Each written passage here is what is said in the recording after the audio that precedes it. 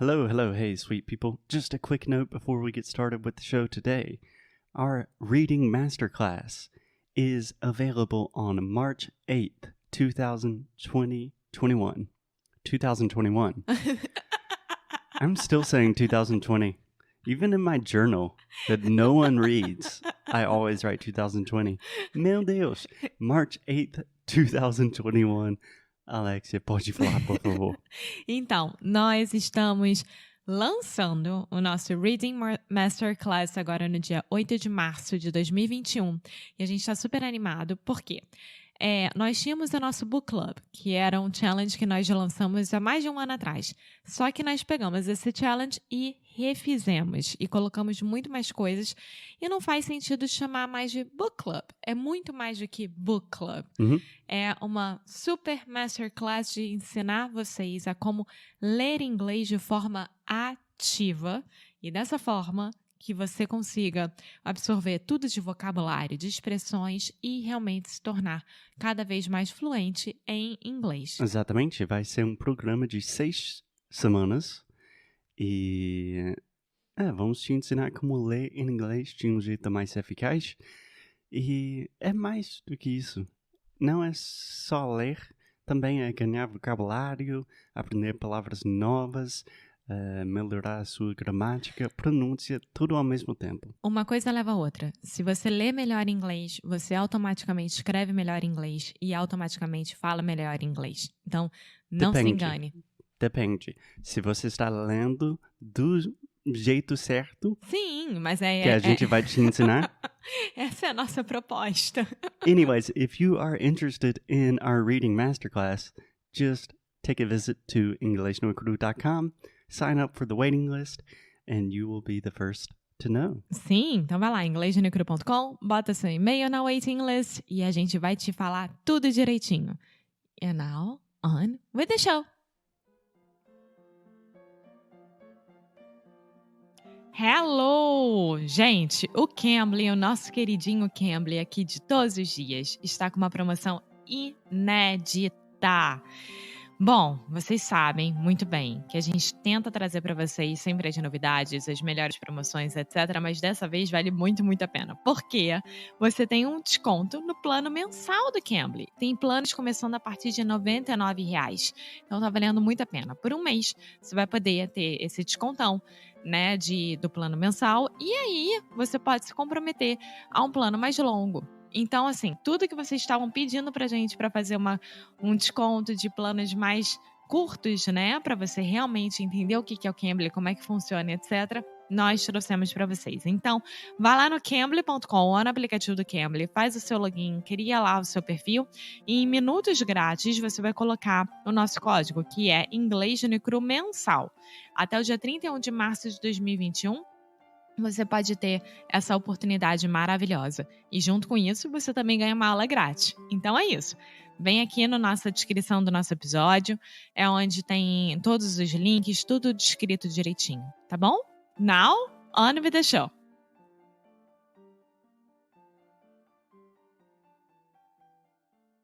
Hello, hey, what's up guys? It's Foster from Inglês no Cru. This week on the show, we are talking about travel. More specifically, we will be analyzing, doing everything we possibly can with a beautiful text by one of our favorite authors, Pico Iyer. And specifically, we will be talking about the text, the classic travel text called Why We Travel. So here's what we're going to do. Today, Alexia is going to read part of the text, and tomorrow I will analyze what she has read. I will give her some feedback, and I think this will be really helpful for you guys, helpful for Alexia, and also just kind of remind you about the beauty of travel. We are in Portugal right now, and one of the big reasons that we teach languages, that we learn languages, is to travel, to see the world, to meet new people, new cultures, all of that kind of stuff. So without further ado, I'm going to let Alexia take it away. Take it away, Alexia. Hey guys, happy Monday! So today I'm gonna start reading a small text about travel. Foster and we decided to do this week because it's been a long time since we did that the last time. So I'm pretty sure that I'm saying a lot of things wrong right now, and Foster will correct me sometime soon. But here you go. Why We Travel by Pico Iyer. We travel initially to lose ourselves, and we travel next to find ourselves. We travel to open our hearts and eyes and learn more about the world than our newspapers will accommodate. We travel to bring what little we can in our ignorance and knowledge to those parts of the globe whose riches are differently dispersed. And we travel, in essence, to become young fools again, to slow time down and get taken in and fall in love once more. The beauty of this whole process was best described, perhaps, before people even took to frequent flying by George Santayana in his lapidary essay, The Philosophy of Travel. We need sometimes, the Harvard philosopher wrote, to escape into open solitudes, into aimlessnesses. Oh my God, this was hard. To escape into open solitudes, into aimlessness,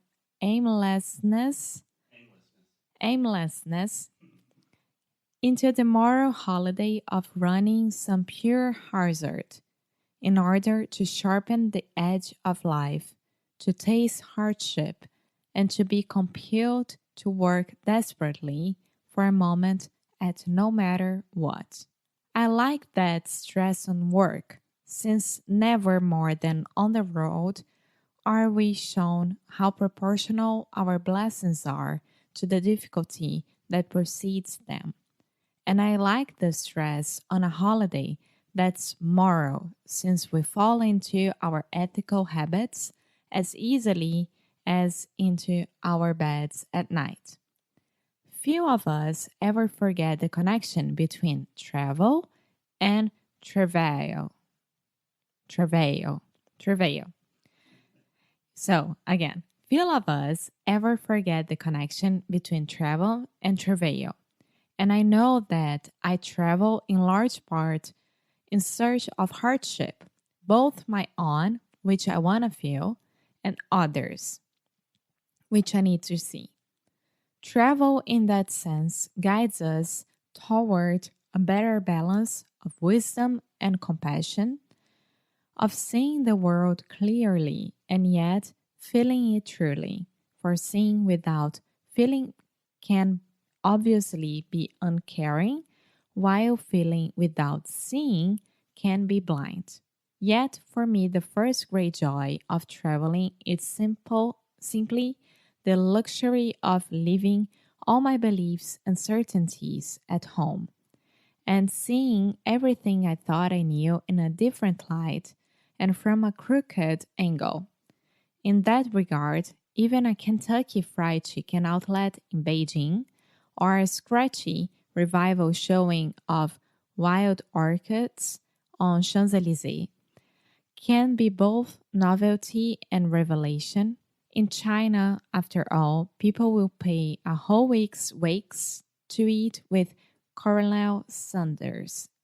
It's so hard because Colonel here is with L, and I'm reading, so it's Coronel, right?